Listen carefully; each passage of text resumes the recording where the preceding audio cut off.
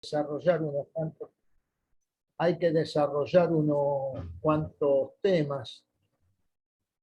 En principio, para los que no saludé, buenas tardes a todas, todos y todes, como decimos siempre.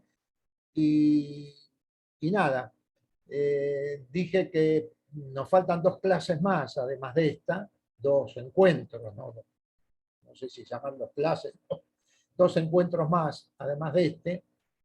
Y yo dije que iba a priorizar temas, que hoy quería dar la dictadura cívico-clerical militar genocida, y después les voy a explicar por qué la denomino así, y algunos la denominamos así. Y tengo que terminar, es decir, hablar la caída de Perón, algunas palabras sobre Eva Perón que dije el otro día que iba a hacer mención, y después todo ese periodo lo vamos, hasta la dictadura, lo vamos a hacer sencillito, marcando algunos elementos que nos puedan dar a entender cómo determinados sectores permanecieron o continuaron entregando al país. Bien, en principio la economía del peronismo fue extraordinaria hasta 1949, ahí comienza un declive.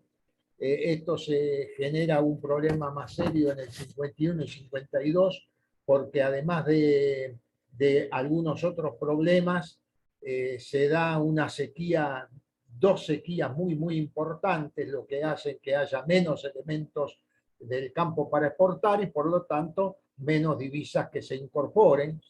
Entonces, se estaba en cumplimiento de lo que llamaron el segundo plan quinquenal, donde había un control, intentó haber un control de la inflación, una recuperación del sector externo, alguna restricción al consumo, y después vamos a dejar algunos interrogantes para ver el análisis del peronismo, un fomento del ahorro y un aumento de la productividad se proponían. Vamos a aclarar un poco esto. Hay una diferencia, y disculpen si soy maestro ciruela, digamos, pero el tema es que quiero ser claro para que entiendan. Una cosa es hablar de producción y otra de productividad. Y doy un ejemplo muy sencillo. Si nosotros somos 5, tenemos una fábrica de sillas, fabricamos sillas y hacemos una silla cada uno, hacemos 5 sillas por día. Si mañana incorporamos 5 compañeros nuevos, somos 10, y seguimos fabricando una silla por día, aún fabricaremos 10 sillas por día. Una silla por persona, fabricaremos 10 sillas por día. ¿Hay un aumento de la producción? Sí, porque fabricábamos 5 sillas y fabricamos 10. ¿Hay un aumento de la productividad? No. ¿Por qué no hay aumento de la productividad? Porque cada uno de nosotros seguimos fabricando una silla por día. Pero si incorporamos maquinaria y entre los 10 fabricamos 50 sillas por día, o mejor dicho 100, estaríamos fabricando 10 sillas cada uno por día. O sea, ahí hay aumento de la producción, pero hay también aumento de la productividad, porque cada persona está produciendo mayor cantidad de elementos, de ese elemento por cada día o por cada hora de trabajo. Entonces, ¿qué sucede? Que esto también, ¿por qué se puede hacer? Por introducción de elementos técnicos, pero también se puede hacer por una sobreexplotación del trabajador. Si yo empiezo a exigirle que el tipo vaya menos veces al baño, que en lugar de darle 1 hora de comer para comer al mediodía, le doy media hora y vamos restringiendo algunas cosas, evidentemente estoy aumentando la productividad por la explotación. No era lo que se quería hacer aquí, por supuesto, ¿no? Porque esa productividad tendría que estar ligada al aumento salarial. Había también una necesidad de contener el gasto público, y lo que se va a dictar es una ley de inversiones extranjeras que permite que inviertan empresas como Kaiser, Siemens, Bayer. Y esta ley de inversiones extranjeras también va a estar atada a un tema como el petróleo. Con el petróleo, Perón firma en el 54 un contrato con la California Argentina, que es subsidiaria de la Standard Oil, una empresa norteamericana. En este contrato le concede a la empresa 50.000 kilómetros cuadrados en la provincia de Santa Cruz, para que esta empresa allí haga exploraciones, explotación de petróleo, etc. Claro, esto generó un poco digamos, de sensibilidad dentro de algunos sectores del peronismo, porque contradecía los principios, pero además contradecía hasta la Constitución del 49, de alguna manera, el artículo 40 del cual habíamos hablado. Uno de los que se oponía a esto, fue un hombre muy importante, John William Cook, no sé si alguna vez lo habrán oído nombrar, que fue en una etapa delegado de Perón, un hombre que estuvo allá en el 61 en Cuba, luchando al lado de los cubanos cuando fue la invasión norteamericana o impulsada por los yanquis en lo que se llamó la invasión de Bahía Cochinos. Un hombre, por supuesto, que se le ubica cuando hablan del peronismo de derecha y de izquierda, en la izquierda del peronismo. Bueno, todo esto fue generando dificultades, pero las dificultades mayores estaban en qué? En lo que habíamos ido planteando, en toda la política que el peronismo había ido desarrollando. Esa política que atendía la situación de los trabajadores, que había mejorado, que había revertido toda aquella política de la Argentina agroexportadora y que por supuesto molestaba a muchos sectores. Y además la política de ayuda social que desarrolló Eva Perón, que por supuesto molestaba fundamentalmente a la Iglesia, porque era una especie de competencia en lo que la Iglesia hacía más. Eva Perón además había eliminado las monjas que atendían a los enfermos en muchos hospitales, reemplazándola por enfermeras, porque Eva Perón hizo crear también la escuela de enfermería. Cuando se crearon todos los hospitales era necesario tener enfermeras, y entonces la escuela de enfermería fue extraordinaria para formar personal técnico especializado para la atención en los hospitales. Bueno, todo esto, por supuesto, y todo lo que fue la redistribución del ingreso que hablamos, los sectores trabajadores participaban en la riqueza del país en un porcentaje que nunca había sucedido. Para dar un ejemplo, en este momento los trabajadores participaban en lo que era la riqueza del país en más del 50%. Cuando se produce la dictadura militar, va a bajar a menos del 30%. Fíjense en qué condiciones se trató a los sectores del trabajo. Bueno, toda esta situación que, por supuesto, la oposición venía jugando, como sucede también en estos momentos, aunque en algunos casos en forma no tan cruenta por allí, aparentemente. No había, como había sucedido en 1946 para las elecciones que ganó Perón la primera presidencia, una unión democrática que uniese a todos en una estructura sólida, digamos, o medianamente sólida. Aquí no había un factor aglutinante en la oposición. ¿Y cuál pasó a ser el factor aglutinante? La Iglesia Católica.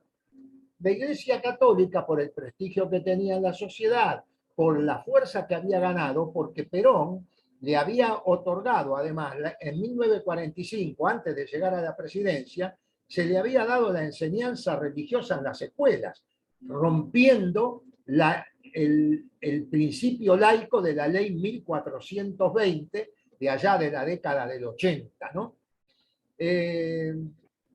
la relación con la Iglesia había sido importante. Comienzan los choques, dijimos, con la Fundación Eva Perón por estas cuestiones que fui señalando.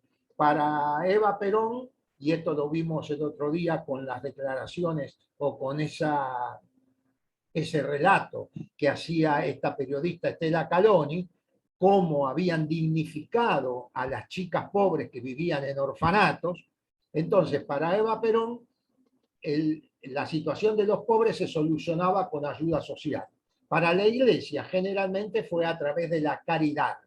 Y la caridad, sabemos que Atahualpa lo dijo, detesto la caridad por la limosna que encierra, soy como el león de mis tierras, vivo y muero en soledad. O sea, despreciaba la caridad, ¿no? Atahualpa. Bueno, en ese canto, de alguna manera, era una crítica a esta situación. La Iglesia, por supuesto, comienza a haber un enfrentamiento ya en el año 54. Por ejemplo, va a promover la creación de un partido político, el Partido Demócrata Cristiano. Esto produce un enfrentamiento. Desde el púlpito se va a comenzar a hacer propaganda antiperonista. Un cura fue preso, Eladio Bordagaray, porque decía en el púlpito que había que elegir entre Cristo o Perón, y por eso fue detenido. El peronismo organiza un acto en el Luna Park el 25 de noviembre del 54. El lema era Perón sí, curas no. Y entonces viene la anulación de la personería a la acción, de la personería jurídica a la acción católica, y Perón envía tres proyectos al Parlamento que van a ser aprobados y que, por supuesto, digamos, aceleran el enfrentamiento con la Iglesia Católica. Estos tres proyectos fueron el divorcio vincular. Para aquellos que no lo saben, nosotros sabemos que existe en la Argentina el divorcio, y la ley del divorcio se aprobó recién en 1987 durante la presidencia de Alfonsín. Nuestro país fue en este aspecto bastante tardío para aprobar la ley de divorcio. Bueno, Perón aprueba una ley de divorcio en ese momento, que después, por supuesto, fue anulada. Aprueba una ley sobre los hijos naturales.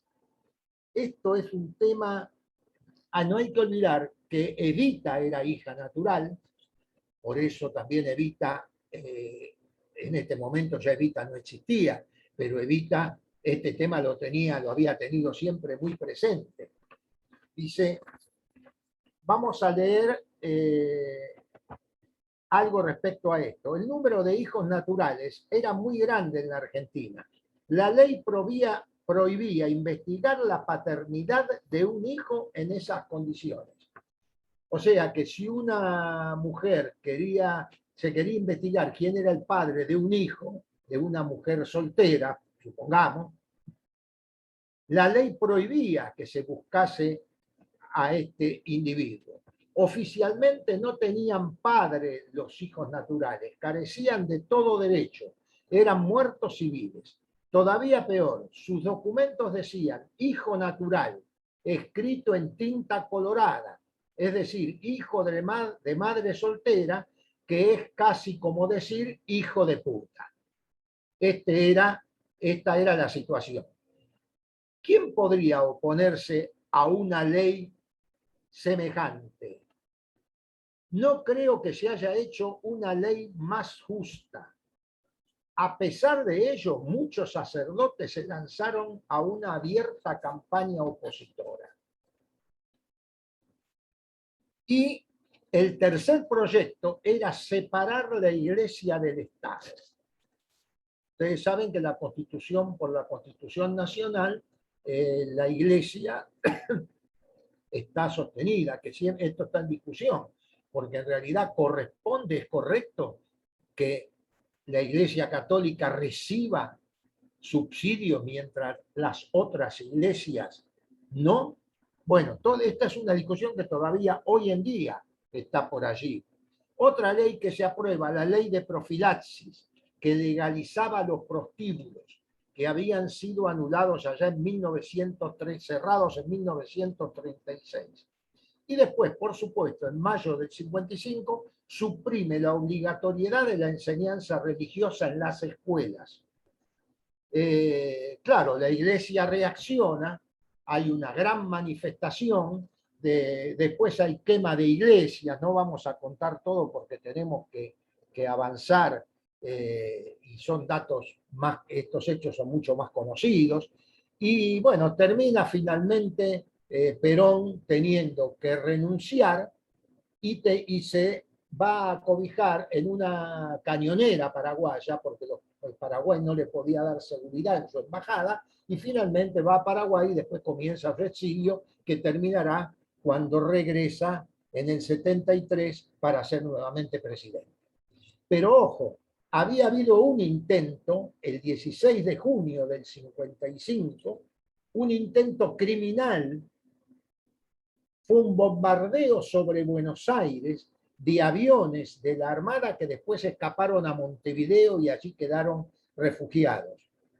Bombardeo sobre la ciudad de Buenos Aires que todavía ustedes pueden ver, bueno, ya que puedan ver, se pueden ver en algunos de los edificios frente a Plaza de Mayo, algunos mármoles con algunos agujeros de ese bombardeo, donde murieron cientos de personas, un micro lleno de chicos de una escuela, un trolebús también totalmente destrozado. Eso fue lo más criminal que el ejército argentino pudo realizar. Bueno, el intento era matar a Perón porque bombardearon Plaza de Mayo. Lo que pasa que Perón, avisado un rato antes de este levantamiento, fue a ubicarse en el Ministerio de Guerra que está allí a unas cuadras de Plaza de Mayo, de la Casa de Gobierno. Entonces, bombardearon, por supuesto, la Casa de Gobierno también, porque era matar a Perón, era, por supuesto, el objetivo. Bueno, viene la etapa posperonista, primero va a subir como presidente Lonardi. Lonardi trató de dar un discurso apaciguador, habló de no hay vencedores ni vencidos, repitiendo una frase de allá de 1852-53, cuando fue en la época de Urquiza. Y en este momento es evidente que Lonardi no respondía a los sectores más liberales y entonces es desplazado al poco tiempo, asume a Aramburu, pero el personaje nefasto junto a Aramburu, por supuesto, va a ser Isaac Rojas, que es un hombre de la Marina y es el vicepresidente. Isaac Rojas, que desgraciadamente terminó abrazado con el innombrable de Menem. Menem terminó abrazado con ese individuo. Estas cuestiones, ¿no?, de la historia argentina que generan algunas cosquillas. Bueno, es evidente que nosotros tenemos dos cuestiones. Primero, plantearnos, yo algunas cosas las había dejado planteadas, pero yo las voy a dejar abiertas para que ustedes traten de ver, de analizar y de dar respuesta. Habíamos preguntado, ¿Perón, el movimiento peronista, fue revolucionario, sí o no?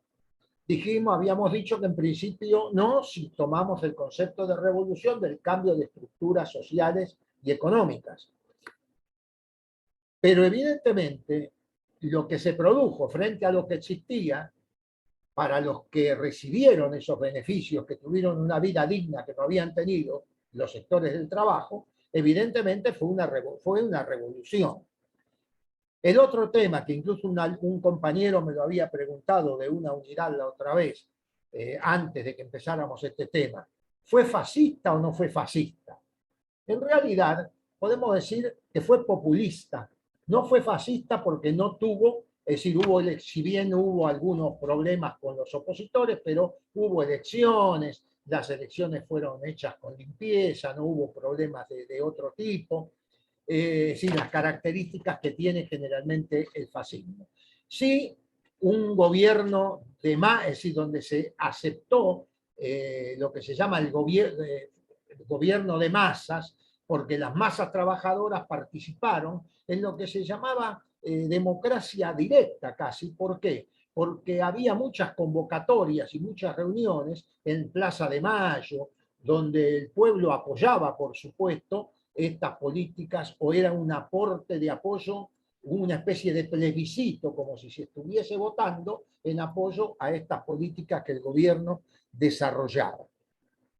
El otro tema a discutir, es decir, nosotros sabemos que el pueblo se hizo peronista en su mayoría y aceptó el peronismo porque recibió aquellas cuestiones que antes nadie había recibido. Y hablamos de ese 50% en la riqueza nacional. ¿Debió repartir menos? Esta es otra pregunta.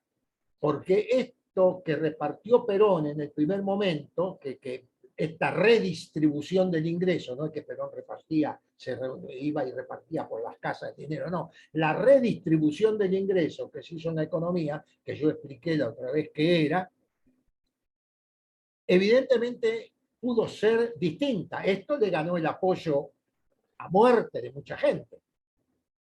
Tanto es así que pedían armas para defender a Perón en ese momento. Y Perón eso no lo aceptó.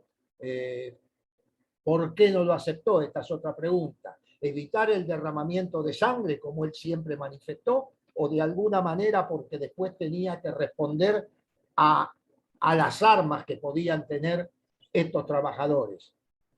Incluso armas que Eva Perón había hecho comprar, se le habían entregado a la CGT y después se las retiraron, porque Eva Perón sabía que la cuestión iba a venir dentro de en estas circunstancias. ¿Por qué? Porque ya en 1951, durante el primer gobierno de Perón, hubo un intento de golpe de Estado, un levantamiento. Listo, sacado.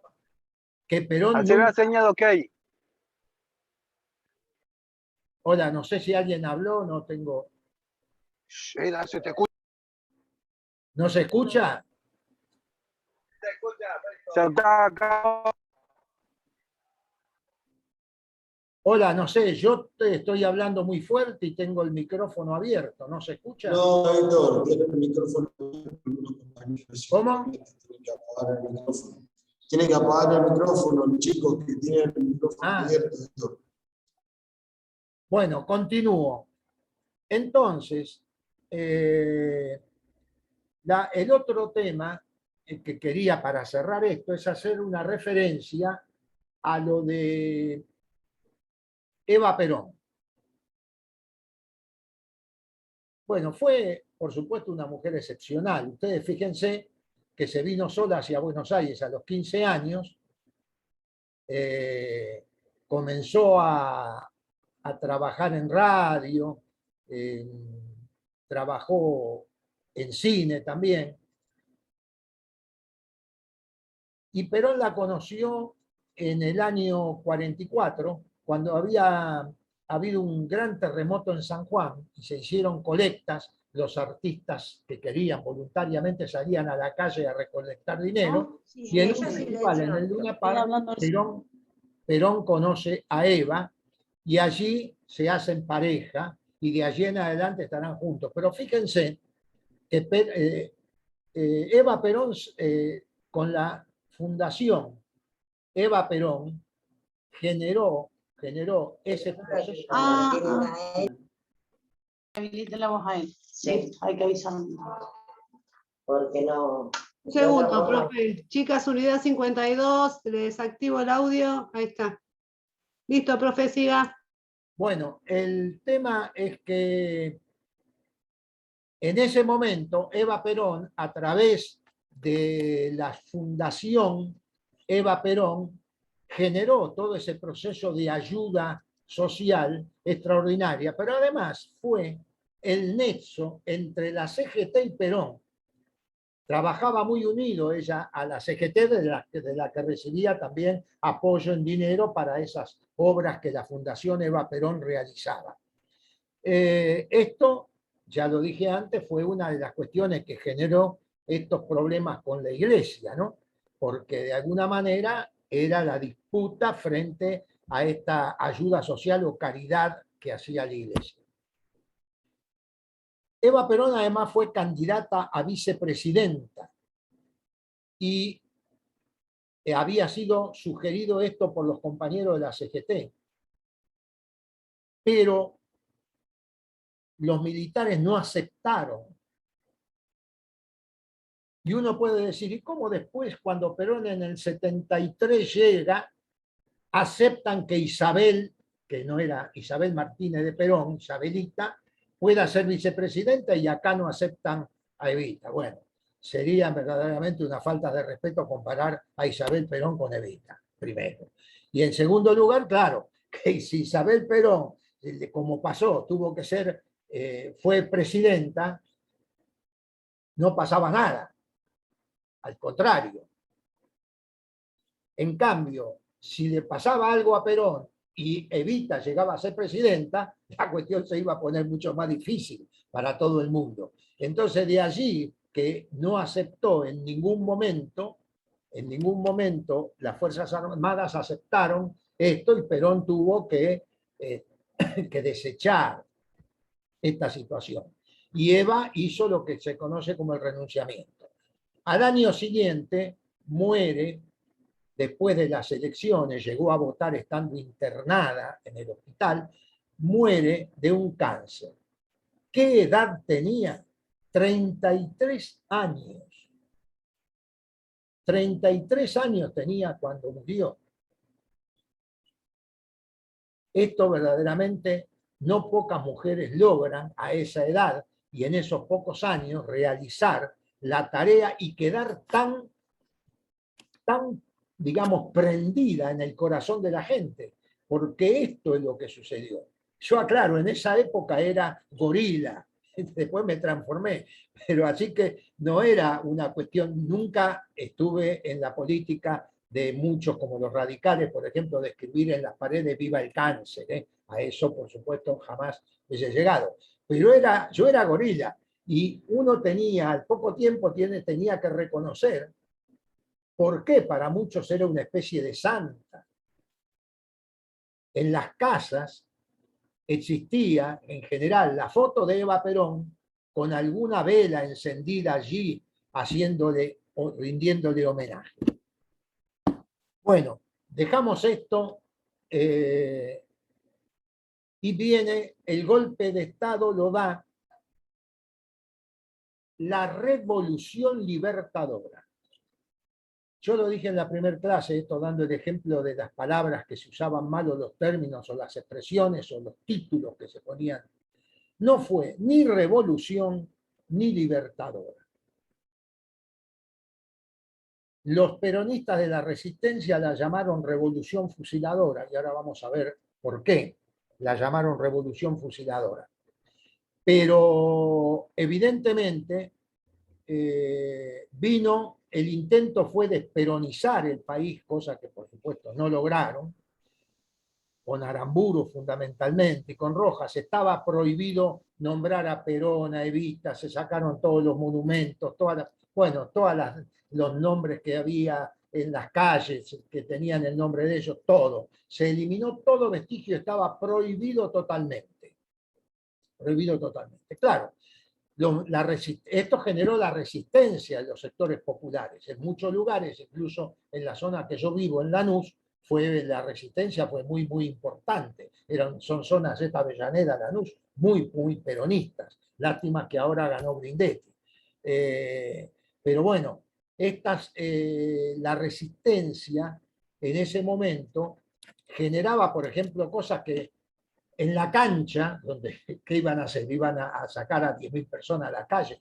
Cantaban la marcha peronista y se la tenían que bancar. Pero bueno, esto era toda una pelea que se llegó dando a través del tiempo. Hubo un intento de levantamiento en el año 56 del general Valle, un general peronista, que trató de levantar al ejército para reponer, por supuesto, al gobierno constitucional. Entonces uno tiene que preguntarse, ¿esto del general Valle también era un golpe de Estado? No, miren qué diferencia. Uno dice, pero alguien me puede decir, pero loco, era un levantamiento militar. ¿Cómo no era un golpe de Estado? Claro, era un levantamiento militar no contra un gobierno constitucional. Era un levantamiento militar contra un gobierno de facto, o sea, de hecho, un gobierno que además era represor y que además, frente a este intento de levantamiento, ¿qué hizo? Había grupos civiles que estaban participando, hicieron una redada y los fusilaron en los basurales de José León Suárez. Se salvaron uno o dos y uno de los periodistas y escritores argentinos, Rodolfo Walsh, encontró a uno de los sobrevivientes y escribió un libro, después haciendo toda una investigación, que recomiendo que si lo encuentren lo lean, que se titula Operación Masacre. Además, ¿por qué no era un golpe de Estado esto si hubiera triunfado? Porque era reponer a un gobierno constitucional. Pero además, desde la Declaración de los Derechos del Hombre en 1789, en la Revolución Francesa, ahí había un artículo que establecía el derecho de resistencia a la opresión. O sea, que los pueblos tenían derecho a resistirse cuando sufrían un gobierno que los oprimía. Así que esto estaba totalmente... ¿Qué pasó con el general Valle? También fue fusilado.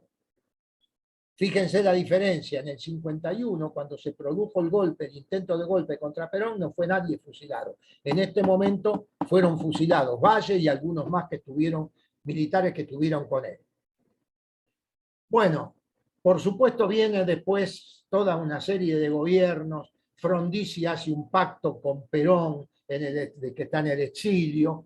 Por supuesto, Frondizi, que es otro de los carcamanes de la historia, no cumple ese pacto y además traiciona sus propios principios, porque él había escrito un libro, Política y Petróleo, donde defendía el nacionalismo petrolero, y después, cuando llega al gobierno, entrega el petróleo a manos extranjeras. Bueno, finalmente, por supuesto, también es derrotado por un golpe de Estado, subió muy condicionado y es derrotado por un golpe de Estado.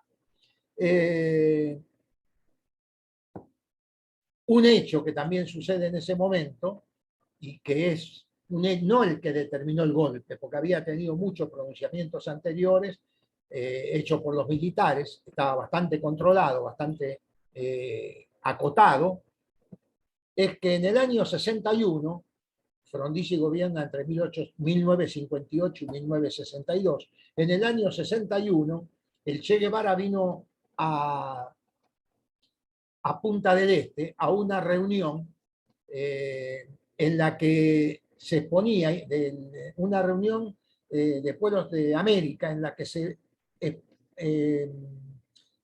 pero Estados Unidos ahí proponía la Alianza para el Progreso. El Che Guevara, por supuesto, hizo todas las críticas necesarias, rechazó eso que era totalmente improcedente y no servía para nada para los pueblos latinoamericanos, y después, pensando Frondizi por una información que le había llegado de la embajada argentina en Estados Unidos, pensando Frondizi que podía ser de mediador entre Kennedy, que era el presidente norteamericano, y los cubanos, haciéndolo con Brasil y con México, recibió al Che Guevara en secreto.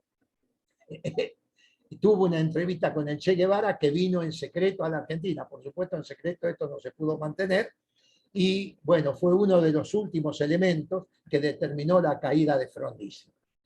En 1966 sube al gobierno.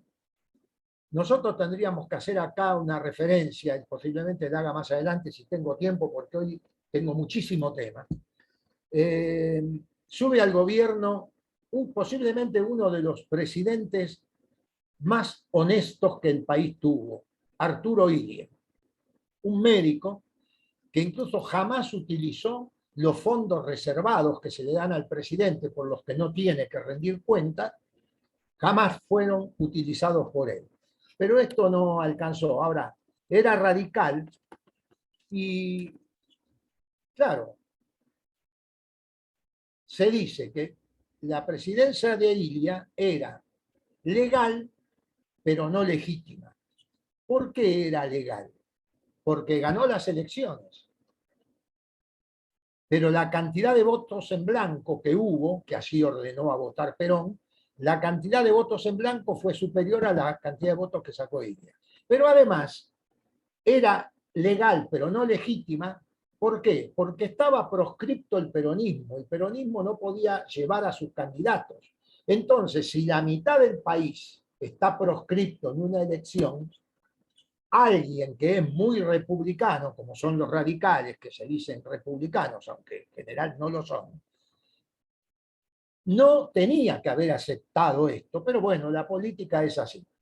Y termina, la política de Illia fue interesante, porque por supuesto anuló los contratos petroleros, cumplió con que había firmado Frondizi, cumplió con su palabra, y además había generado una ley de medicamentos muy interesante, donde todos los monopolios, los grandes productores de medicamentos de la Argentina se veían perjudicados porque esto beneficiaba a la población. Bueno, y ese fue uno de los motivos por los cuales se dio el golpe de Estado e Illia tiene que, por supuesto, irse. Se va en una forma muy, digamos, hasta diríamos, poco intrascendente en la forma en que se tiene que retirar. ¿Y quién da el golpe de Estado? ¿Quién encabeza este golpe? Juan Carlos Onganía. Juan Carlos Onganía. No vamos a desarrollar quién era Onganía. Era un hombre del cursillista de la Iglesia Católica. Fíjense cómo era, pues cuento una anécdota, porque esto es interesante. Fíjense cómo era la situación en ese momento con algunos sectores de estos, retrógradas, que un jefe de policía de la federal se le dio por hacer cumplir, no sé, algo la moralidad. Entonces, ¿saben qué hizo? Por supuesto lo pudo hacer muy poquito tiempo porque esto no era imposible. Iban a los hoteles alojamientos, así se llamaban antes, ahora se llaman albergues transitorios, creo, no sé, porque yo cuando paso por la puerta veo el cartel. Se llaman albergues transitorios y mandaba a los hoteles alojamientos, hacía un control de la gente que estaba en las habitaciones y entonces si encontraba a alguien que estaba a alguien casado, a una mujer casada, le mandaban a avisar al esposo. Cosas de ese tipo, que era una inmoralidad total. Bueno, lo tuvieron que dejar de hacer inmediatamente porque, por supuesto, ahí podía caer cualquiera. Entonces no era cuestión de tampoco la pavada. Yo voy a dar un dato para que se vea cómo eran estos gobiernos que se hacían los nacionalistas. Uno de sus, en esta etapa, de los ministros de Economía fue Adalbert Krieger Bacena. Bacena era descendiente de esos Bacena, recuerdan que fue la huelga aplastada por el irigoyenismo en 1919 en los talleres Bacena. Bueno, por supuesto, este era el ministro de Economía. Vamos a ver qué dice Galasso. Dice, poco tiempo después, la realidad económica del país muestra transformaciones importantes en este sentido. La industria nacional del tabaco pasa a manos del capital imperialista. Mazzalini y Selasco por Philip Morris, Imparciales por Reval, eran marcas argentinas, ¿no? Particulares por Brinkmann, siendo nobleza de capitales ingleses. El Banco Argentino de Comercio se convierte en el Chase Manhattan Bank de Rockefeller. El Banco Argentino del Atlántico y el Banco de Bahía Blanca son adquiridos por el Citibank. La ley de hidrocarburos para abrir el campo del petróleo y el gas a sus audaces empresarios. Por pocas chirolas, dada la devaluación del 40% con que Krieger-Bacena inaugura su política económica, el capital norteamericano se apropia de empresas en marcha y tiempo después impone la escandalosa ley de hidrocarburos que recién decíamos. O sea, que favoreció totalmente, se extranjerizó, no había inversiones para nuevas empresas, no, compraban por poco dinero esas empresas que valían chirolas en función de la desvalorización que Krieger-Bacena había realizado. Entonces, estos eran los gobiernos que continuaban al gobierno de Perón. Claro, aquí se produce un hecho que sí lo voy a señalar, porque se produce un hecho en el 29 de mayo de 1969. Onganía gobierna entre el 66 y el 70, ahí se tiene que ir, lo va a reemplazar Livingston y después va a venir Lanusse, hasta que después vuelve, bueno, dan las elecciones, gana Cámpora, representando el peronismo, y después de 43 días de gobierno es reemplazado por Perón, ya en su última etapa. Entonces, Onganía, evidentemente, tiene que irse, no se produce el cordobazo, decía.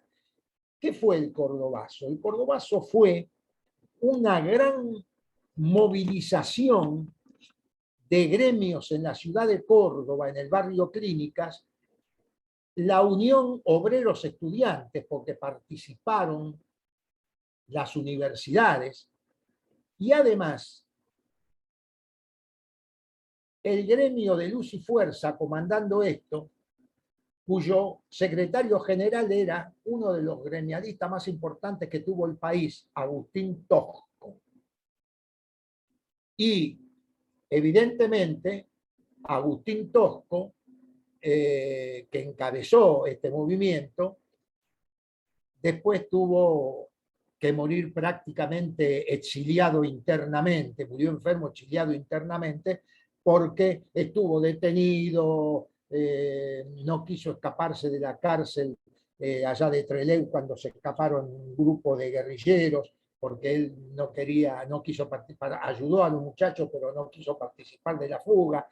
Bueno, tuvo una vida estuvo bastante perseguido el resto de su vida. Este movimiento, el cordobazo, fue importante porque llegaron a tomar el barrio, a dominar. No es decir, enfrentaron a la fuerza de seguridad, a la policía. Y en esta etapa, esto lo vamos a ver ahora que hablemos algunos minutos de Estados Unidos, el papel de Estados Unidos, a pesar de este cordobazo, Onganía no renuncia. Onganía tiene que renunciar al año siguiente cuando Montoneros secuestra al general Aramburu, le hace un juicio y lo fusilan, y entonces evidentemente esto generó un problema tal que Onganía después de esto tuvo que renunciar. Muy bien, entonces ya dije que después de esto, después de este proceso venía Cámpora, después venía el segundo gobierno de Perón, muere Perón, allí aparece la AAA, otro elemento. La AAA era la Alianza Anticomunista Argentina, otro elemento de discusión. Perón coadyuvó, sabía de la existencia de la AAA, la impulsó. Muchos dicen que no, algunos otros dicen que sí, que conocía. Yo creo que no podía desconocerla. Si bien en ese gobierno, en ese momento sabemos que el hombre fuerte era López Rega, denominado el Brujo, porque era espiritista, al igual que Isabel Perón, por eso ella estaba un poco manejada por este individuo. Y bueno, y después en el gobierno de Isabel Perón se produce con un ministro de Economía que genera una devaluación exorbitante y se genera un movimiento desde la CGT y se tiene que ir López Rega, se tiene que ir este ministro Rodrigo y terminan en definitiva después generándose el golpe de Estado desgraciado del 24 de marzo de 1976. Y aquí tengo que hacer una serie de reflexiones. Bueno, primero señalar la injerencia en Latinoamérica, la nefasta injerencia en Latinoamérica del imperialismo yanqui. Desde 1828, que se dio la llamada doctrina Monroe, expresada por un presidente norteamericano de apellido Monroe, esa doctrina Monroe establecía América para los americanos, que hay que leer América para los norteamericanos. Fue considerada Latinoamérica el patio trasero, en estas condiciones lo expresaban, para Estados Unidos. Y siempre fue de importancia. En algunos momentos pudo haber prestado menos atención porque atendió guerras en otros lugares. Sabemos que Estados Unidos, por lo menos este es lo que yo sostengo, es el imperio más criminal de la historia de la humanidad. Entonces, ¿qué se había establecido en Latinoamérica? Por supuesto estaba la Escuela de las Américas, que funcionaba en Panamá, y donde llevaban a los militares latinoamericanos a hacer cursos y, por supuesto, a lavarles la cabeza en función de proyectos pro-yanquis que después salían defendiendo.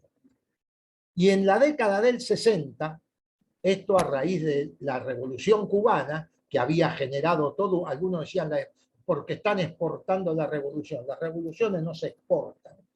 Existen movimientos que ante necesidades parecidas imitan a este proceso. Entonces en América Latina había una serie de movimientos revolucionarios y Estados Unidos fijó, y los gobiernos, es decir, los militares latinoamericanos aceptaron, y los gobiernos, por supuesto, la mayoría también, lo que se conoce como doctrina de la seguridad nacional.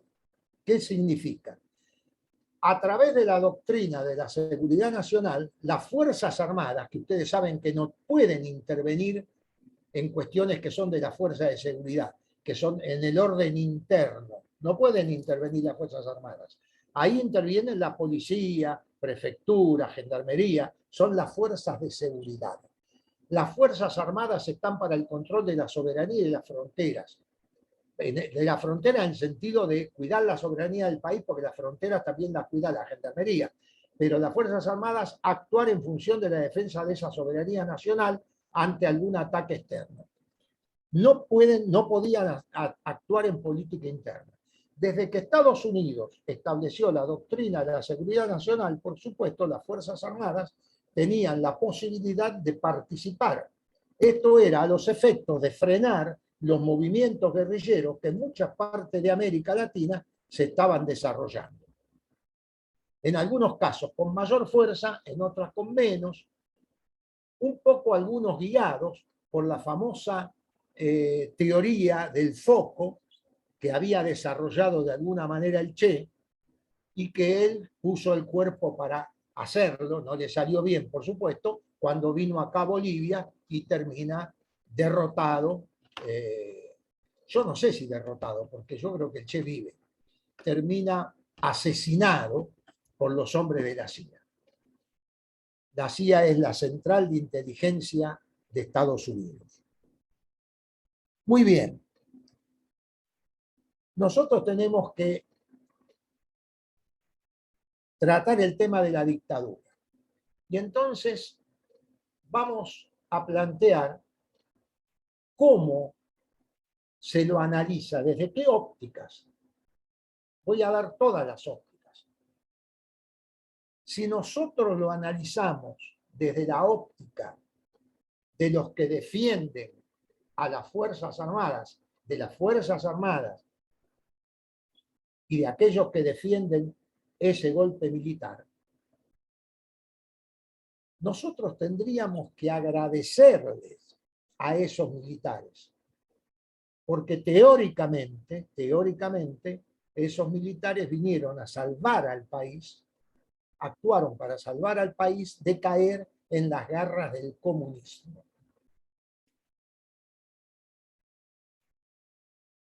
No nos tenemos que olvidar que durante todo ese periodo, después de la Segunda Guerra Mundial, hasta 1989 o 91, cuando cae la Unión Soviética, se dio lo que se llamaba Guerra Fría, ¿no? Entre el enfrentamiento político en distintas zonas entre Estados Unidos y la Unión Soviética. No enfrentamientos armados entre ellos, hubo otros indirectos. Pues no tenemos tiempo para desarrollar nada de eso. Entonces, una postura es esta. Hay que agradecerles eso. Esa es una interpretación. ¿Cuál es otra interpretación que de alguna manera se puede juntar con esta primera que di? Hubo una guerra. Entonces, al haber una guerra, porque había grupos guerrilleros y estaban los militares, evidentemente en toda guerra hay excesos. Y entonces ese enfrentamiento determinó que triunfaran las Fuerzas Armadas frente a los movimientos guerrilleros, y entonces, muchachos, nada que discutir. Si hay un enfrentamiento armado y uno triunfa y el otro pierde, nada que discutir. O sea que de alguna manera se acerca a la primera posición que yo dije. Y ahora voy a la tercera, que es la que yo sostengo y sostiene muchísima gente. Espero que sea la mayoría del país que la sostenga. En algunos momentos uno después entra en duda. Y es que eso que ellos llamaron proceso de reorganización nacional, ese proceso de reorganización nacional fue una dictadura cívico, clerical, militar, genocida, que puso en práctica lo que denominamos terrorismo de Estado. Y entonces voy a explicar lo que es terrorismo de Estado, porque esto se dice mucho, pero a veces no se conoce la esencia. ¿Por qué es terrorismo de Estado? Porque alguien me puede decir, ¿por qué es terrorismo de Estado? Si en última instancia había grupos armados que se enfrentaban al gobierno. Lo vamos a explicar fácil. Primero quiero decir que esos grupos armados no tenían forma de triunfar de ninguna manera porque estaban limitados y habían sido ya bastante castigados por todo el proceso. Pero, ¿por qué terrorismo de Estado? Entonces, para esto tenemos que explicar qué es el Estado. Y lo voy a hacer de una forma muy sencilla. Si alguien no entiende, por favor anote y después me hace las preguntas. Nosotros tenemos que hablar de nación. Cuando hablamos de nación, en una forma también sencilla, decimos, la nación es aquel conjunto de personas que pueden tener un idioma común, religión común, costumbres comunes, origen común, o por lo menos tener un concepto de nación. Esto es muy sencillo dicho, hay libros escritos y libros sobre el concepto de nación. Nosotros en 2 palabras doy el concepto que me parece más claro. Entonces, esa sería una nación. ¿Qué es un Estado? Un Estado sería también en una forma sencilla de explicación, una nación jurídicamente organizada.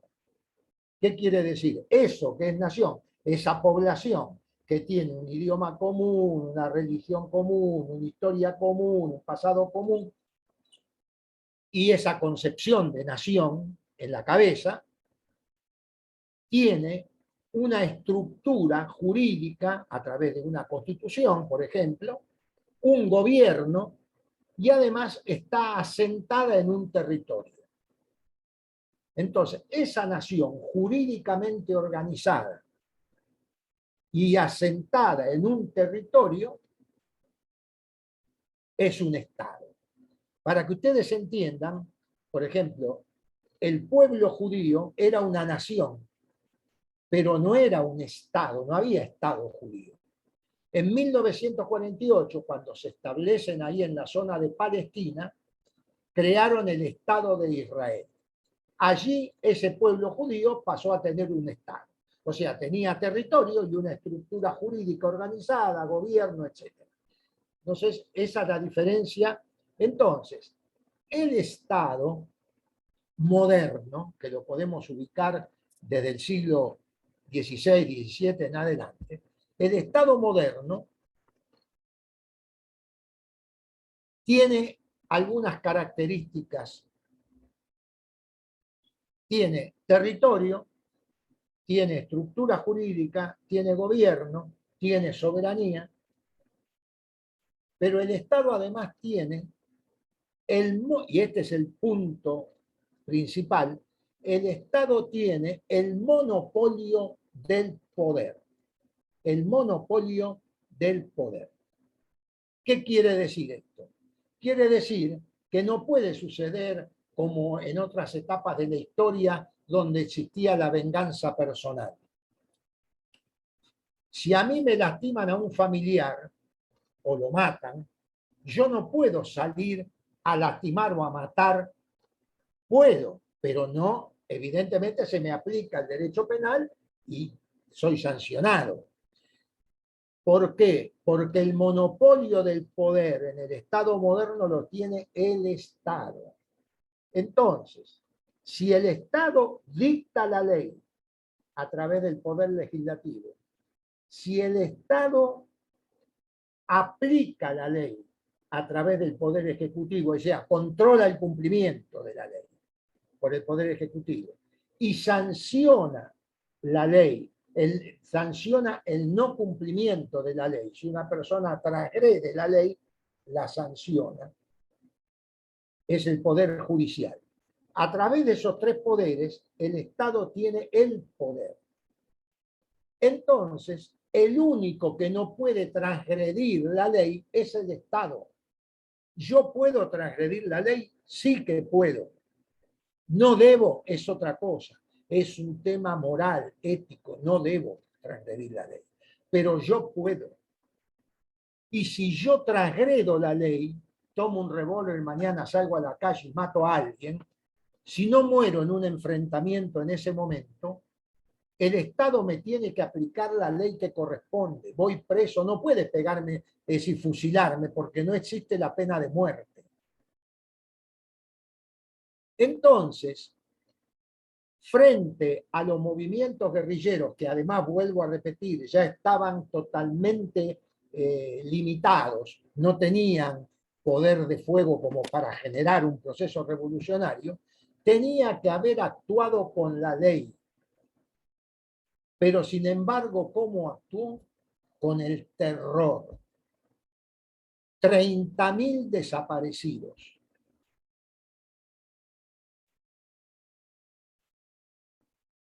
Mujeres embarazadas a las que se la mantenía con vida en algunos centros, como era el Campo de Mayo y otros lugares, el hospital militar incluso, se las tenía con vida hasta que parieran y después regalaban a los hijos y después a ellas las mataban.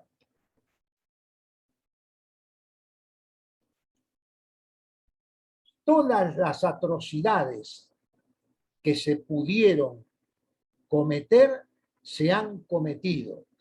Verdaderamente es algo que el periodo más atroz de la historia de nuestro país. Claro, ustedes me dirán, ¿y por qué usted dice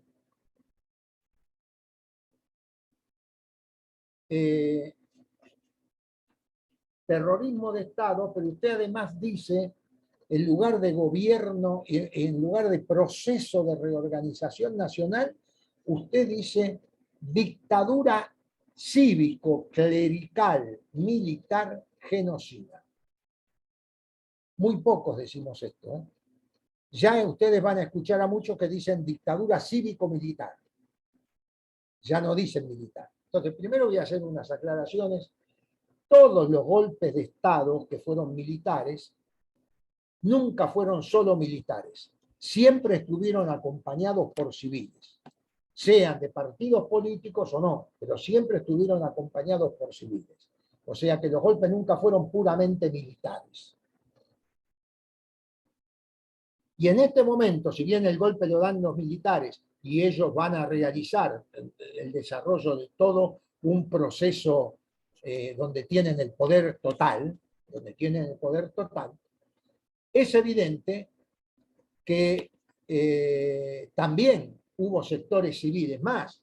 Este golpe de Estado tiene que ver con instaurar un sistema económico que ahora vamos a analizar un poco. Pero primero, ustedes me preguntarán, ¿por qué clerical? ¿Por qué usted dice clerical?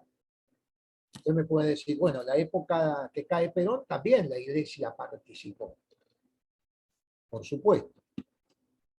Pero nunca la iglesia participó como en estas condiciones. Y yo para esto les voy a leer 2 o 3 párrafos de un libro escrito por un nombre a lo mejor no muy conocido para los que no se dedican a este tema, un hombre que era de la iglesia llamado Emilio Mignone. Un hombre que, profesor de la Universidad de Quilmes, muy vinculado a toda la Iglesia Católica, hombre practicante, tenía a su hija, 24 años, que era catequista, porque ojo que no caían, los que caían no eran guerrilleros, cayeron comisiones internas de fábrica. Por ejemplo, la fábrica Asindar, de la que había sido presidente Martínez Dios, que después deja ese cargo para tomar el Ministerio de Economía de la dictadura, desaparece toda su comisión interna. O sea que en las fábricas donde había comisiones internas, grupos de delegados, activistas, se los secuestraba y se los hacía desaparecer. Una de las formas fueron los famosos vuelos de la muerte. Se los inyectaba, se los adormecía algo, se los cargaba en un avión y después se arrojaba los cuerpos vivos al mar. Esto fue probado, pero además después fue escrito por Horacio Berbisky en un libro donde él resume declaraciones de uno de esos militares que había tirado gente al mar. Bueno, ¿qué decía uno de los jerarcas de la iglesia? Tortolo. La iglesia tiene su misión específica. Hay circunstancias en las cuales no puede dejar de participar, aun cuando se trate de problemas que hacen al orden específico del Estado. Instó por ello a cooperar positivamente con el nuevo gobierno, o sea, con la dictadura. Y esto lo escribe un católico militante. Por ejemplo, otro señor Bonamín dice, la lucha antiguerrillera es una lucha por la República Argentina, por su integridad, pero también por sus altares. Esta lucha es una lucha en defensa de la moral, de la dignidad del hombre, en definitiva es una lucha en defensa de Dios. Por ello pido la protección divina en esta guerra sucia en que estamos empeñados. Hasta él la llamó guerra sucia. Y parte de declaraciones en el Nunca Más, que después llegaremos a mencionar, parte de declaraciones de un ex detenido de Jujuy, dice, durante mi presencia en la penitenciaría de Villa Gorriti, Jujuy, el obispo Medina, obispo de Jujuy, celebró una misa y en el sermón nos expresó que conocía lo que nos estaba pasando, pero que todo eso ocurría en bien de la patria y que los militares estaban obrando bien y que debíamos comunicar todo lo que sabíamos, para lo cual él se ofrecía a recibir confesiones. Por eso esta dictadura, porque alguien me podrá decir, pero fíjese que la iglesia también tuvo muertos, los 5 palotinos allí en Belgrano, el obispo Angelelli de La Rioja, los 2 curas que lo secundaron en La Rioja. Por supuesto que la iglesia tuvo sus mártires también aquí, pero la institución Iglesia Católica estaba en esto, en el apoyo. Más, cuando volvían los pilotos del vuelo de la muerte, los que participaban, muchos iban a confesarse y de alguna manera los sacerdotes que lo atendían eran los que los consolaban por aquellas cosas que habían revisado. Y fíjense que la iglesia tiene mucha información que todavía no ha dado. Se la han pedido a el Papa Francisco también, pero en ningún momento la iglesia llegó a dar todos los datos que ellos tienen, que por supuesto son muchos, muchísimos tienen que tener guardados, sobre muchos desaparecidos, sobre los chicos apropiados que no fueron devueltos a sus familiares. En fin. Bueno, 3:15. Llevo más de 1 hora hablando. Hay mucho para decir todavía, pero lo dejaría aquí. Lo cerramos la clase próxima con algunas cuestiones que nos faltarían, muy pocas. Es decir, como falta todo, pero por lo menos para que tengan una idea de la represión, de cómo se hizo, en qué condiciones, para que veamos cuestiones de la intervención de los Estados Unidos. Quiero cerrar con esto y vamos después a las inquietudes que ustedes tengan. Aquí había un proyecto que era un proyecto para Latinoamérica y que se comenzó a aplicar en Chile en 1973. Es lo que se llama la implantación del neoliberalismo. Se hizo en Chile con la dictadura de Pinochet. Y en la Argentina tiene 3 etapas. Se hizo en todos lados con dictadura. ¿Por qué? Porque imponer un modelo de ese tipo, un modelo donde a la gente, por supuesto, iba a haber más desocupación, más pobreza, más hambre, imponer un modelo de ese tipo necesita de represión. Por eso se hizo de esta manera y sucedió en los países latinoamericanos, ¿no? Aquí en Sudamérica, Uruguay, Brasil, en forma distinta, Chile, Argentina. Chile fue antes que Argentina, por supuesto, y allí comienza la experiencia.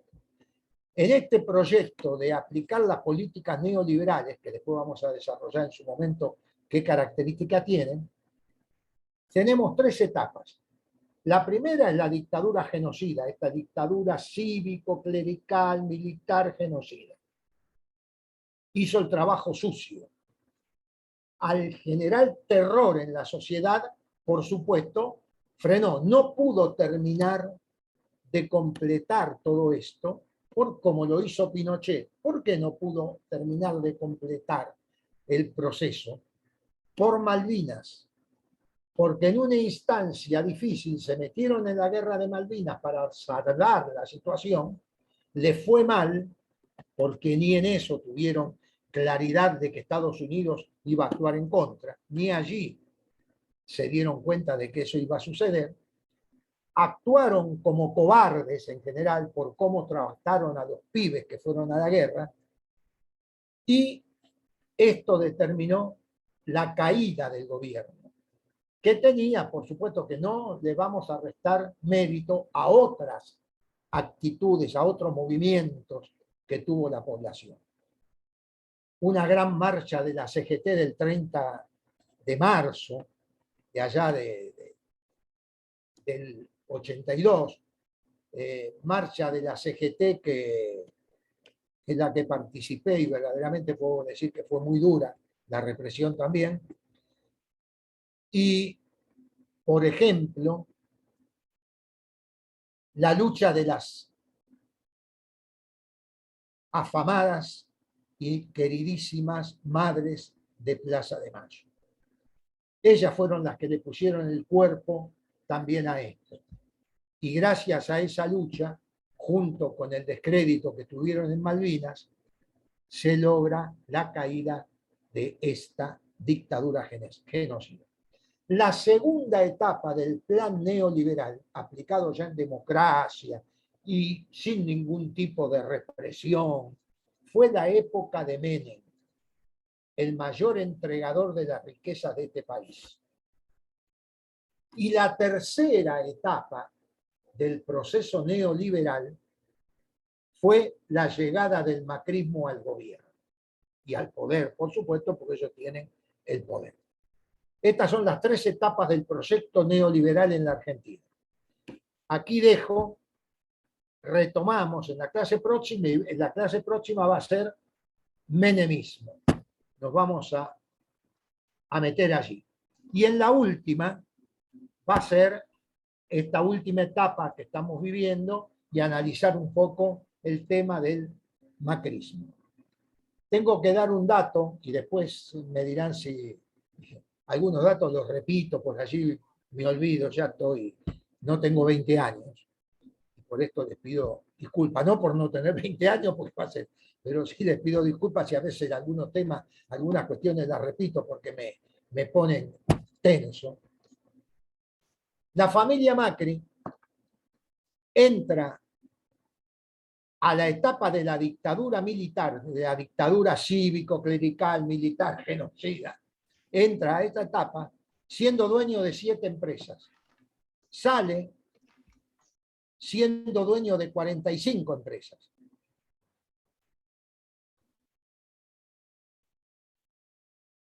La deuda externa, que con el peronismo se había terminado, con la primera etapa del peronismo, cuando entra, se fue acrecentando, cuando llega la dictadura militar era de 8 o 9 mil millones de dólares, cuando la dictadura militar se va, la deuda externa argentina es de 45 mil millones de dólares, gran cantidad de dinero, la mayoría está fuera, por supuesto.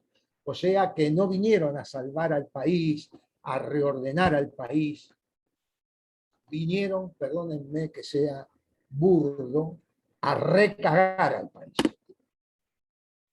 Los dejo con las preguntas. Bueno, tenemos 4 manitos levantadas y una pregunta en el chat. Así que le doy la palabra a Tomás López. Hola, Tomás. Hola, buenas tardes. Buenas tardes. Quisiera preguntar yo, no se ofendan si se entendió medianamente el proceso. No que ustedes pueden estar de acuerdo o no. Yo les di las distintas posiciones para analizar este último tema. Pero evidentemente sí se entendió. A mí me interesa conceptualmente se entiende lo que digo. Eso es lo principal. Buenas tardes. Sí, se entendió, se entendió. Bueno. Se entendió. Yo quería preguntarle, ¿cuál fue la causante del exilio de Perón? ¿Cuál fue la causante? El exilio de Perón. Bueno, cuando se produce el golpe de Estado del 55, Perón no tenía mucha alternativa. Algunos dicen que la alternativa que tenía era armar a la clase obrera y hacer un enfrentamiento, lo que podía producir una guerra civil. Lo que ocurre es que después tenía que actuar en consecuencia, ¿no? Ya iba a tener que hacer una política que posiblemente él no compartía. Él Claro. siempre manifestó que no quiso el derramamiento de sangre en la Argentina que se iba a producir si él se quedaba. Entonces, no podía quedarse en el país, porque su vida también corría peligro. Entonces se tuvo que exiliar. Y bueno, comenzó a ir a distintos lugares, no quiso ir a Cuba, Esto también marca algunas cosas, porque Cuba podía haber sido un lugar. John William Cook le había dicho que uno de los lugares donde podía estar era Cuba. No quiso ir, estuvo, bueno, Paraguay, después estuvo en Venezuela. Creo que allí le presentaron a Isabelita. A Isabelita se la presentó Roberto Galán, pero no en el programa Si lo sabe cante. Se la presentó, creo que allí en el exilio se encontraron y le presentó a Isabelita. Bueno, después termina, como todos sabemos, en España. Claro. Y desde ahí, por supuesto, manejó 18 años gran parte de la política argentina. Bueno, lo del exilio, no sé, esa es la respuesta para mí. No sé qué. Y le quería hacer otra pregunta. Y en el regreso del exilio, ¿por qué ocurre una batalla campal y hubo un bombardeo una balacera entre los montoneros, eso? Claro, bueno, el tema es el siguiente. En el peronismo había tendencias, ¿no? Y tendencias, alguien me dice a mí, no podés hablar de derecha y de izquierda. Tendencia de derecha y tendencia de izquierda. Porque el peronismo siempre sostuvo lo que se llamó como doctrina, y Perón la siguió sosteniendo, la tercera posición. ¿No? ¿Qué era la tercera posición? Ni capitalistas ni comunistas. Pero en realidad esa tercera posición, por eso fíjese que uno de los cánticos de sectores peronistas, más de los de la derecha, eran ni yanquis ni marxistas, peronistas. Entonces, esa tercera posición estaba más cerca de una que de otra, porque era capitalista en el fondo, mantenía las estructuras capitalistas. Lo que ocurre es que dentro de esas estructuras capitalistas, él defendía o aplicaba más lo que se llamó la doctrina keynesiana, de ese famoso economista que los norteamericanos tomaron después de la crisis del 30 a los efectos de tratar de recuperar la economía, que era favorecer el mercado interno.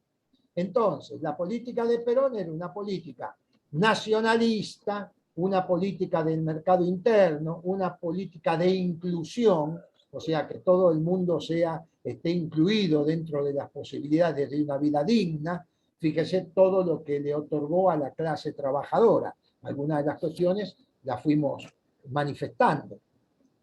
Entonces, allí ya se produce un enfrentamiento porque los que recibían a Perón lo recibían con dos, digamos, visiones. Una estaba López Rega y los sectores de la derecha, verdaderamente prácticamente fascistas, algunos nazifascistas allí adentro. Entonces, con grupos parapoliciales, y fueron a buscar a Perón. Mientras tanto, la movilización de los sectores populares, de los grupos que respondían más a los sectores de montoneros, respondían a otra inquietud, porque ellos hablaban de la patria socialista.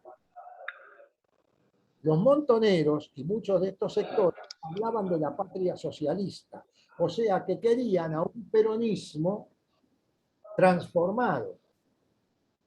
¿Qué ocurrió también? Perón, que manejaba, que fue uno de los tipos más inteligentes y un estadista muy claro, manejaba era como la Iglesia Católica, que los cobija a todos, ¿vio? Pederasta, todos los cobija y los trata de mantener allí. Bueno, Perón los mantenía a todos, no echaba a nadie. ¿Qué decía Perón? Perón decía, cuando usted tiene que construir su casa, usted la construye con ladrillo, la construye, tiene que unir esos ladrillos y a veces para hacer la mezcla, tiene que utilizar bosta también. O sea que decía que algunas de estas cuestiones había que bancarlas. Y después, Perón, ya no sé si por la edad, porque su ideología política estaba más digamos, afirmada en esa línea, rompe con los montoneros cuando los echa de la plaza en el último discurso, que los montoneros se van de la plaza por qué rompe con ellos prácticamente, pero a todo este movimiento de izquierda, Perón también lo había incentivado desde el exterior, ¿eh? Nunca estuvo en contra. Después, cuando se enfrentaron aquí, bueno, él se decide de alguna manera por este sector. Y del mismo lado iba a estar, por supuesto, López Rega, que era el que manejaba y el que creó la AAA prácticamente. No sé si respondí su pregunta. Buenísimo.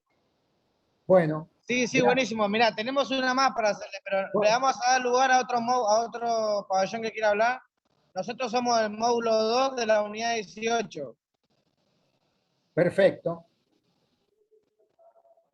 Bueno, gracias. Bueno, tenemos una pregunta en el chat. Tenemos una pregunta más, pero bueno. Bueno, no sé cómo hacen. Si le dejan hablar a otros, le hacen la pregunta, como quieran. Como ustedes No sé. quieran. La pongo en un compromiso a usted. No, no, hacer la pregunta. Hacer la pregunta, Tomás. Bueno, dale. ¿Por qué fue proscripto el peronismo? Eso le quería preguntar por último. Bueno, el tema es así. El proyecto de mal llamada Revolución Libertadora, el proyecto de ese golpe de Estado, era desperonizar al país. Desperonizar al país. Y entonces, para desperonizar al país, ellos pensaron que prohibiéndolo, así lo desperonizaban. Sin embargo, no pudieron. No pudieron nunca porque el tema es este. Es lo mismo que nosotros decimos, yo digo, soy un machista evolucionado, pero en el fondo mi formación es machista. Yo, algunos de esos conceptos que uno que tiene en la cabeza metido, cuesta un trabajo terrible poder desestructurarlo, sacarlo de la cabeza. Entonces, desperonizar a alguien, vuelvo a repetir, muchas mujeres en sus casas y familias enteras ponían la foto de Evita, le ponían una vela, le rezaban como si fuera, pidiéndole como si fuera una santa. ¿Cómo usted eso lo elimina por un decreto? Y no era inventado, era que esa gente había vivido esto, había recibido esos beneficios, los había palpado.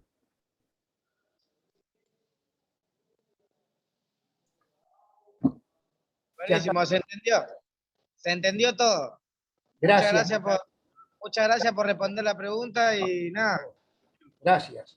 Por el tiempo que nos dedica. Por favor, no tiene nada que agradecer. No, sí, cómo no. Bueno, nada. Seguimos, hay más chicos para preguntar. Bueno. A ver, tengo acá a Pablo Minetti. Hizo una pregunta en el chat.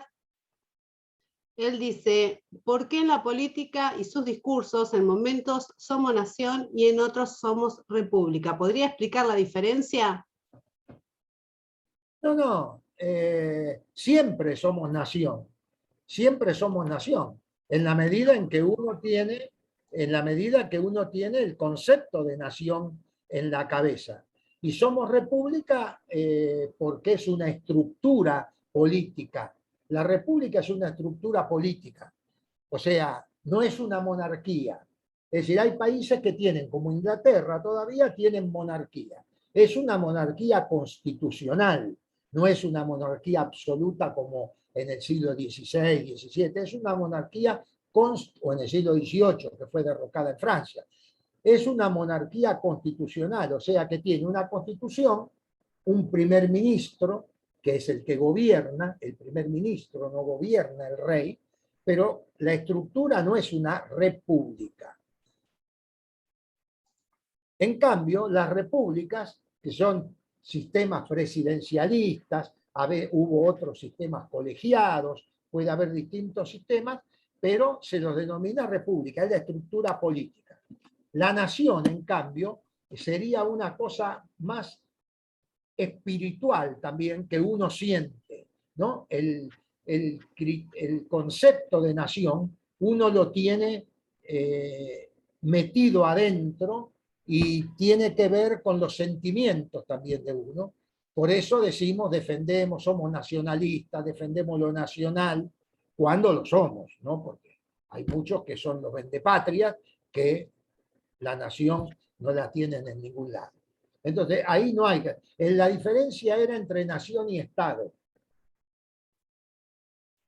Nación es un pueblo con todas esas características que lo unifica, y el Estado es ese pueblo, esa nación organizada y asentada en un territorio. Esa es la diferencia más. Bueno, le doy la palabra a Galaxy J7. Activen el micrófono. A ver.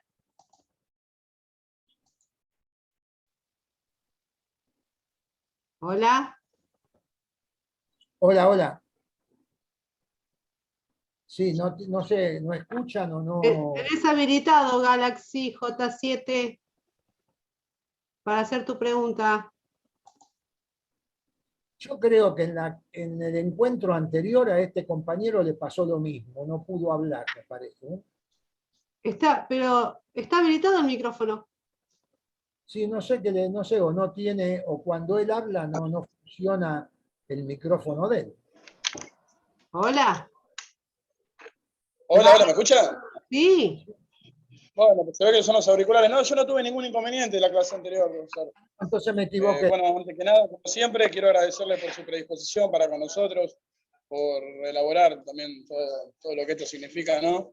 En este contexto, por introducir también las acciones necesarias para poder llevar esto a cabo, para estimular también nuestro poder cognitivo y la comprensión de todo lo que implica la educación. También por el desarrollo de la autonomía que tenemos, ¿no? Acá adentro, para mejorar para en un futuro.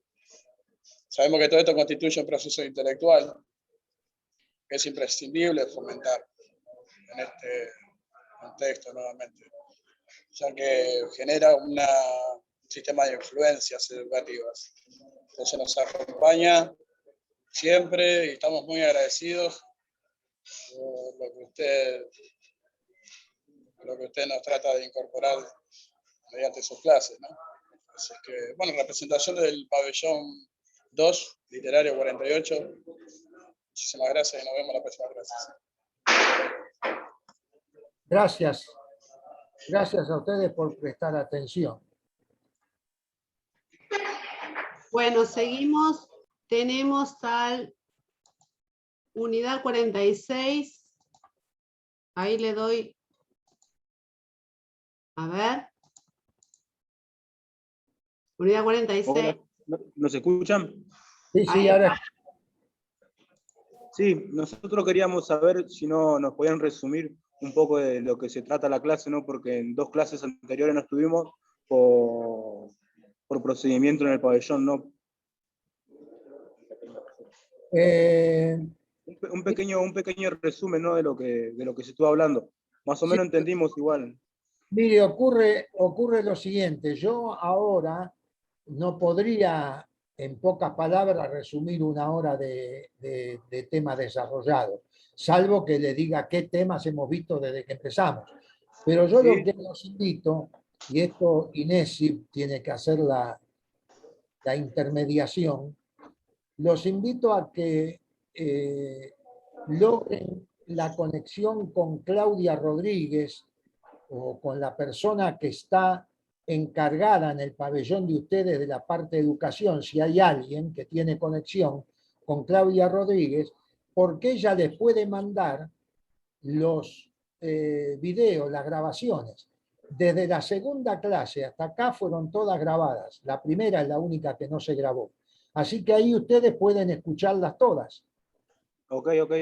Incluso si en algún momento tienen alguna duda de algún tema, por allí me lo hacen saber, a ver, buscan la forma de que me llegue a mí, vemos cómo se puede hacer, y yo les responderé todo aquello que pueda, o les recomendaré lecturas, a ver si después ustedes pueden se pueden conseguir los libros o algún material que se puedan bajar, porque hay materiales que pueden ser enviados por la computadora. Yo, respecto a los problemas tecnológicos, tengo que decir que estoy más perdido que Calamaro fumando Jockey Club, pero de todos modos se puede hacer de conseguir algunos libros que sean necesarios, que ustedes no los tengan ahí, que los puedan bajar después por alguna computadora si tienen. Así que Ok. lo que hacer es esto. Sí, Bueno, por ahí sería lo ideal que se los pidan a los profes o las profes de educación física, que ellos se comunican directamente con Claudia y que le bajen las clases a la compu que tengan más cerca para poder verlos. me parece perfecto. Muchas gracias. Así que nada, una pregunta más sobre la Operación Masacre. Sí. Mire, la operación Masacre fue lo siguiente. Había en ese levantamiento, intento de levantamiento del general Valle, por supuesto que trataba de levantar a la unidad militar donde estaba y algunas otras unidades, había grupos de civiles que estaban participando, colaborando desde afuera, digamos, del ejército. Y estos civiles se reunían en forma clandestina en alguna casa a tomar mate. Incluso creo que cuando van de la policía de la provincia, allanan una casa y los levantan a todos juntos, donde cae alguno que no tenía nada que ver, estaban viendo una pelea de Nicolino Loche o de Lauce, no recuerdo, en una de las casas, ¿no? Que se aprovechaban para reunirse, charlar de política y, bueno, los llevaron a todos, a un grupo de civiles, a un basural en José León Suárez, y así como los bajaron, los fueron baleando, ametrallando. Uno o dos logran escaparse, y estos son los que logran, uno es el que logra contar después, porque acá no los dejaron escapar. Pero la dictadura, ¿qué hacía? Alguien dice, bueno, hubo gente que quedó viva, que había sido detenida por la dictadura y no la mataron. ¿Qué pasó? Esta también era una táctica que utilizaron los militares. Dejaban a algunos vivos para que contaran afuera y el terror se ampliara. Cuando iba contando qué había pasado, cómo lo tenían detenido, cómo torturaron, evidentemente el terror en todos los que oían esto se iba expandiendo. Entonces fue una táctica. No acá lograron escaparse dos y no los fusilaban a todos, evidentemente. Entonces nada más que un fusilamiento es decir, un crimen igual como el que va a cometer después la dictadura. Es decir, un crimen de la misma característica. Bueno, muchas gracias. Quedó muy claro la respuesta. Y acá de la unidad 45. Lo que ocurre es que esto no sucede, y me parece que a ustedes, por supuesto, también, algunas cosas nos parecen imposible pensar que hubieran sucedido de esa manera. Uno puede pensar que alguien tiene la suficiente calidad humana como para violar mujeres, pero introducirle objetos en la vagina o en el ano, o animales, un sapo, o tener... ¿Alguien puede imaginar a alguien con ese nivel de sadismo? Uno a veces dice, no, eso no pudo haber pasado. Y sucedieron cosas que no tienen mucha explicación. ¿Se da cuenta?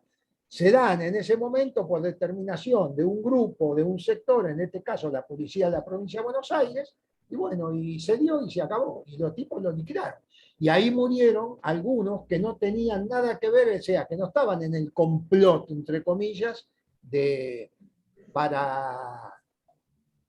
digamos, para generar el golpe.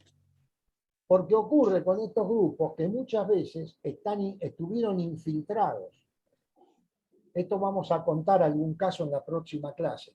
Háganme acordar del caso de Monte Chingolo. Les voy a... Monte Chingolo. Bueno, listo. Va, listo, no sé quién más tiene. Queda una pregunta más, el pabellón número 9. A ver, le doy audio.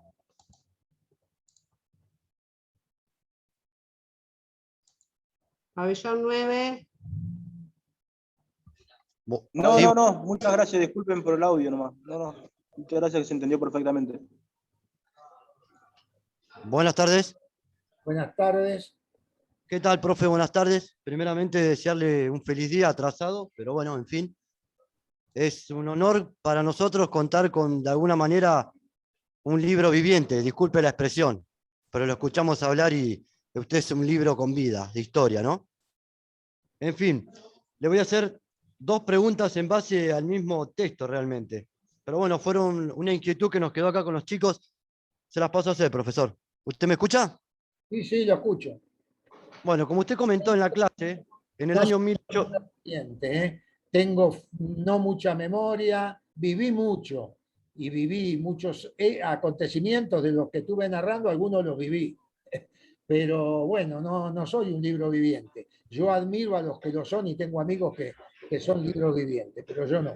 Pero bueno, Es que realmente para nosotros y para observar nuestro presente y nuestro futuro es importantísimo saber de qué se trató nuestro pasado. Contar con su ayuda realmente es muy importante, profesor. Le paso a hacer la pregunta, así le doy lugar a otro muchacho por ahí que quiera hacer una pregunta. Como usted comentó en la clase de hoy, en el año 1828 Estados Unidos tenía la doctrina de usar a Latinoamérica como patio trasero. ¿De qué forma lo utilizaba Sudamérica? Que nos quedó como una duda, digamos, de alguna manera. Esa es la primera pregunta. bueno, ¿la contesto o me hace otra? La contesto. Como usted guste, profesor, usted dígame. No, está bien. Bueno, como patio trasero, es decir, Estados Unidos, desde casi sus inicios, ha tenido una concepción que fue la de que se conoce como destino manifiesto. Destino manifiesto significa que ellos tienen un destino que ya está expresado, así lo dice de alguna manera, por supuesto, esto es falso, pero ellos desde el punto de vista ideológico lo manejaron así, tienen ya un destino predeterminado y el destino de ellos es de ser una gran nación y una gran nación que tiene que dominar primero América. Ellos consideraban que América les correspondía desde el polo, desde la zona, el punto más norte, más al norte, hasta Tierra del Fuego. Todo eso, toda América le correspondía. Y así fueron actuando generalmente, apoyando los golpes de Estado, apoyando las dictaduras, pretendiendo que se estableciera la apertura del comercio para sus productos. Por ejemplo, apoyaron, ellos dicen que son defensores, además siempre vendieron el verso de que son los defensores de la democracia. Defensores de la democracia, de la libertad. Sin embargo, fueron los que apoyaron las dictaduras más terribles de América Latina. Y en una oportunidad que a un presidente norteamericano le dicen por un dictador, Trujillo, le dicen, pero, le dice, perdón, voy a utilizar términos no adecuados, pero bueno, nadie se va a sentir molesto. Le dicen, pero Trujillo es un hijo de puta. Y el presidente le dice, sí, es un hijo de puta, pero es nuestro hijo de puta. Entonces, ese es el concepto con el que se manejaron. Y después yo conté lo de la Escuela de las Américas como un elemento. En la Escuela de las Américas llevaron a formar a los militares latinoamericanos para ir conformándolos con la mentalidad de ellos. Y como mucha gente vio a Estados Unidos por su riqueza, su forma de vida, lo que para muchos era el paraíso del mundo, cosa que no es así porque fíjense que uno de los países o el país más rico de la Tierra tiene 40 millones de pobres. Gente que vive en la calle tapada con cartones. O sea que si su sistema fue tan bueno, tenían que haber solucionado por lo menos los problemas de toda su población. Y no fue así y no es así. Usted sabe que en Estados Unidos no cualquiera llega a la universidad. Usted tiene que tener muchos dólares para abonar la universidad. Y si tiene y queda con deuda, cuando usted se recibe, tiene que seguir pagando la deuda que tiene, porque no hay universidad gratuita como en la Argentina. Y entonces, la política de Estados Unidos fue siempre esta, la del sometimiento que los países latinoamericanos de alguna manera eran inferiores a ellos y por lo tanto tenían derecho. Ustedes saben que la mitad de México la perdió en mediados del siglo XIX porque Estados Unidos se quedó con la mitad de México. México tiene la mitad del territorio que tenía en sus orígenes porque Estados Unidos se expandió y se quedó con la mitad del territorio mexicano. Los estados del sur de Estados Unidos pertenecían a México.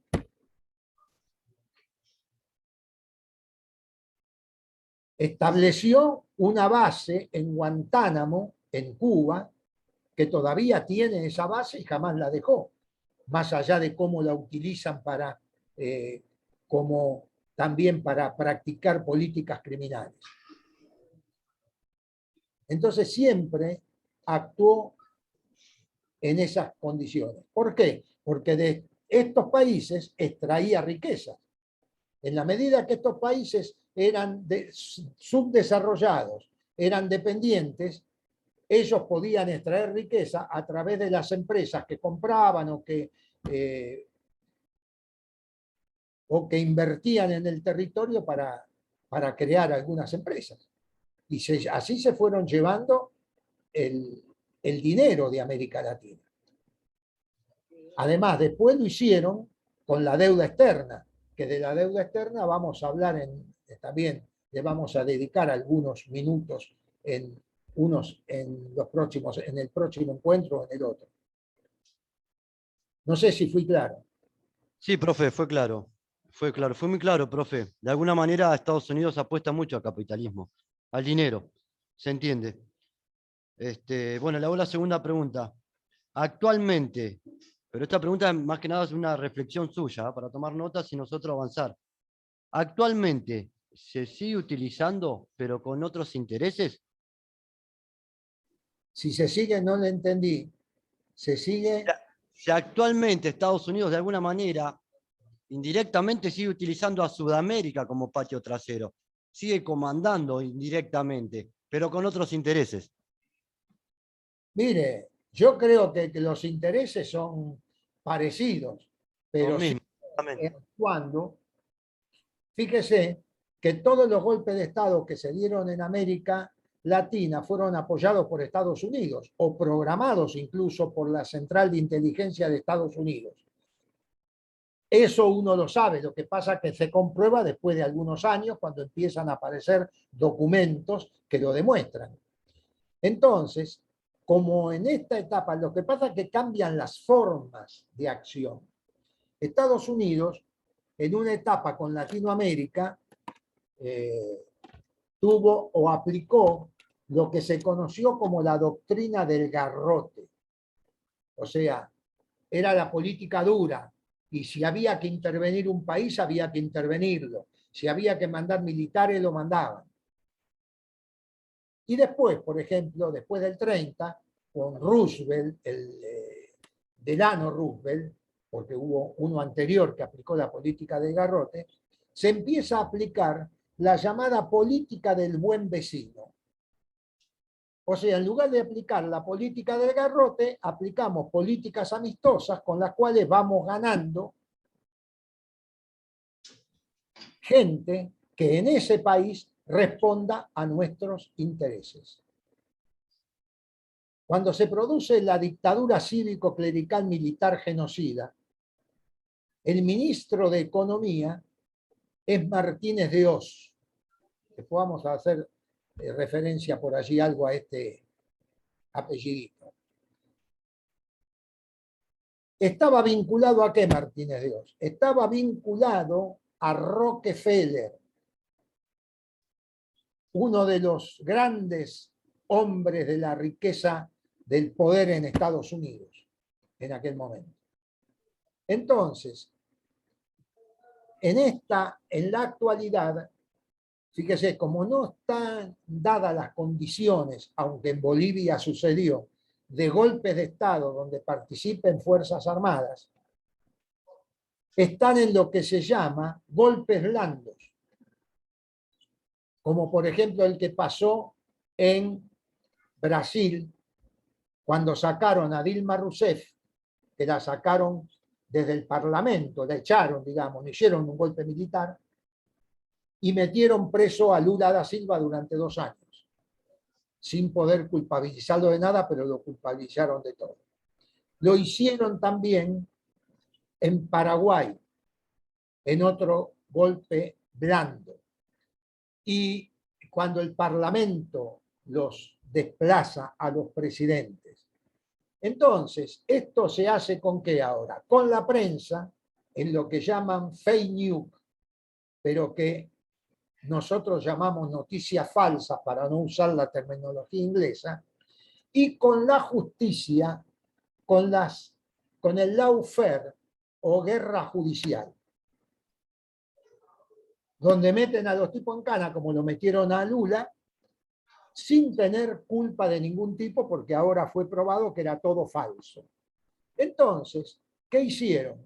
En lugar de copar a las Fuerzas Armadas, donde también tienen, por supuesto, elementos favorables, van copando otras instancias.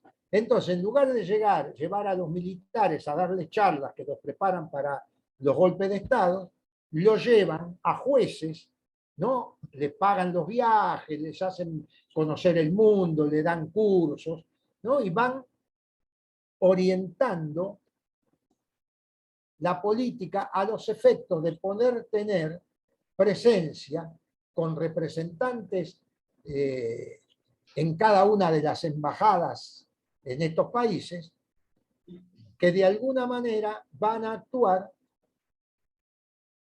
como están actuando en estos momentos. O sea, no es la misma forma. Usted ve, cambian las condiciones, los intereses a los que responden son generalmente los mismos.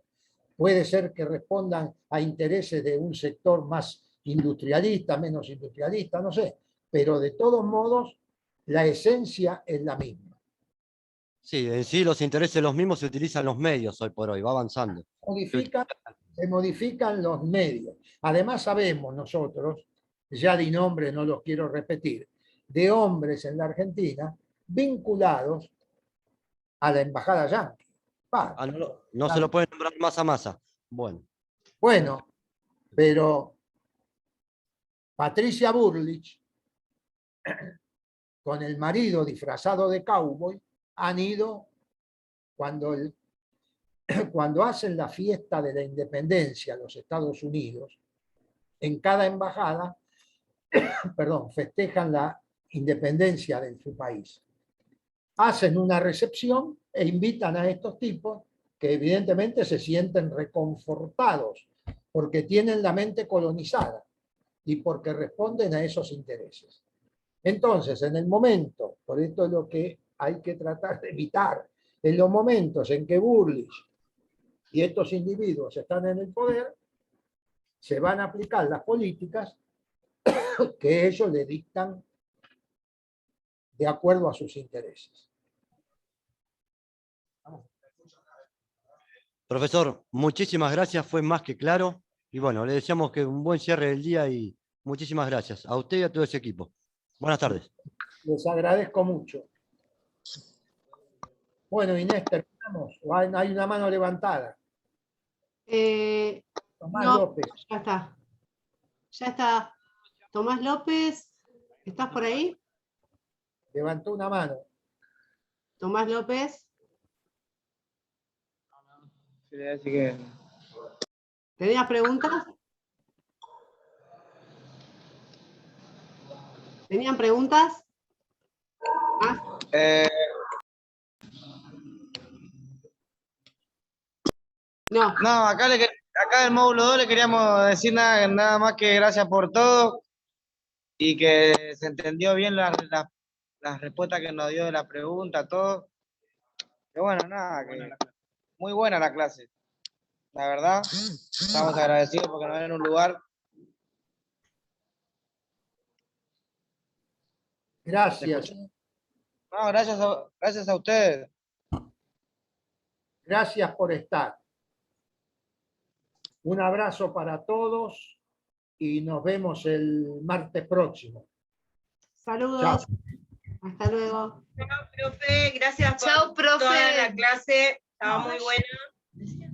Chao. Chao.